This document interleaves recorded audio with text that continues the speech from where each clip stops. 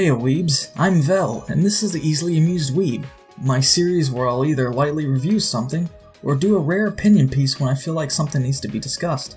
Since my past couple of videos have been on more recent animes, I've decided that this week's episode will be on D-Frag. To get things started off, I rate animes based on how much I enjoy them, mixed with a bit of the technicals.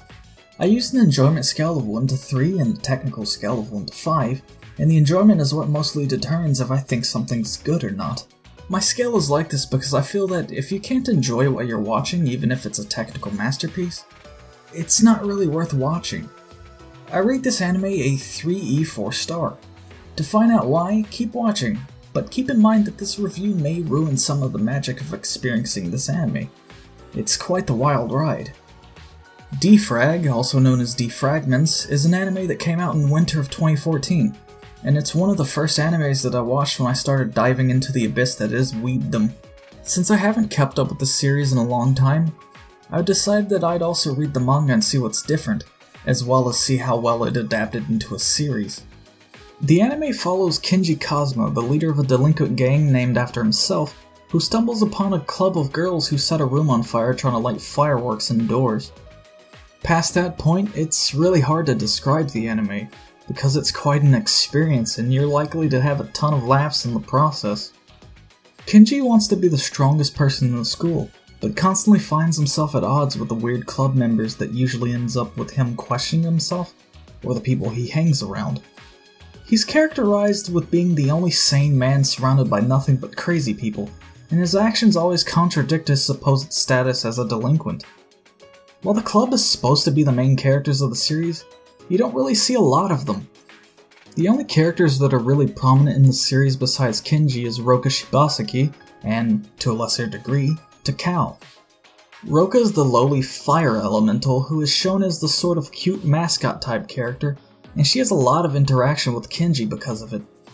Takao is just there and typically ends up being the butt of the joke because of her assets, often with Chitose, the student council president and fellow member of the game creation club, being the one to start these kinds of jokes.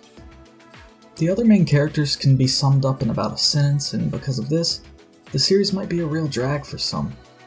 There are also a lot of colorful characters in the series, some being used as one-off jokes that are likely never to be seen again, while the rest are just recurring characters that pop in for a convenient punchline. If I were to rate this for its story alone, the technical scale for this one would probably be around a 2 or 3, because there's almost nothing there. D-Frag is a comedy-based slice of life, so much of the series is carried by the personalities of the characters. This anime is a bit old for anime standards, and a lot of it feels dated, which can be really off-putting if you're not prepared for it. The comedy is more of gag-based or situational comedy, so it's not a style of comedy for everyone, but if you're into that, you should have a good time with it. In between the gags and bits, you do still get a bit of story, but it's very light if anything.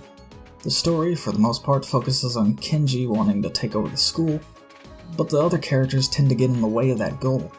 What little story there is, however, focuses a lot on using it to develop the characters, and that's a really nice touch in similar animes to this usually forego that just to put more comedy in just for comedy's sake.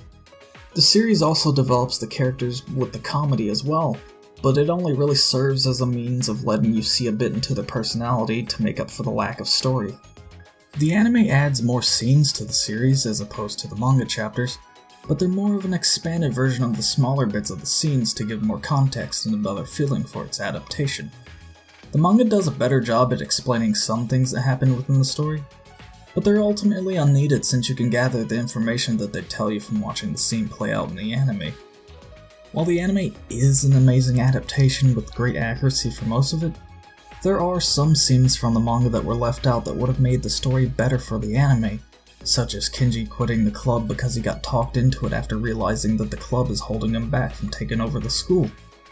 Scenes like this were either shifted around or taken out completely, which is really sad since it cut out some of the really nice development. The adaptation of the anime takes place from the first chapter to the 36th in the manga. Each of the episodes, except for the last 3, take 2 to 3 chapters for their content. The ending feels very slow because of this, since the last 3 episodes are about 1 chapter, with episode 11 taking up 2 of them. Because of this, the ending feels off, but there were some added bits to it to make it interesting despite the episode being very stretched. Besides the chapter I mentioned earlier getting cut out and removing some context, 3 other chapters that took place before the climax of the series were skipped and put onto an OVA, and the rest of the little bits that were cut out from their original places in the manga were added as little after-credits gags. But at least everything that was ultimately removed can easily be placed into another season if that were to ever happen, albeit unlikely at this point. Overall, D-Frag was still as great as the first time I ever watched it, and it was really fun experiencing it again, and I hope this would interest anyone who's never heard of it previously. The series can be really funny, so if you're in the mood for this, you wouldn't regret watching this, and if you can stomach an English dubbing, I recommend giving the dub a try. Although the dub isn't too great, it has a lot of really well written jokes to make up for the ones that were lost in translation, and even has some that take a stab at dubbing towards the end because of this.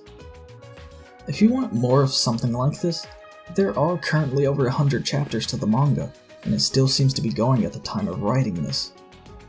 This anime is something that I believe that anyone could really enjoy, so if you're looking for something to wind down to, give this a try. If you've seen this, I'd really love to know what your thoughts on it are. If you've enjoyed this video, I hope you'd stick around and share this to your friends, because I'd also love to know their thoughts on it. While this anime takes a special place in my heart, the next series I plan to do takes an even better spot in it, especially since its holiday ritual's coming up, so tune in to see that if you're interested. I hope you'll show up again so I can pick your brain. See ya. Take this, Taco! Stop poking my breasts.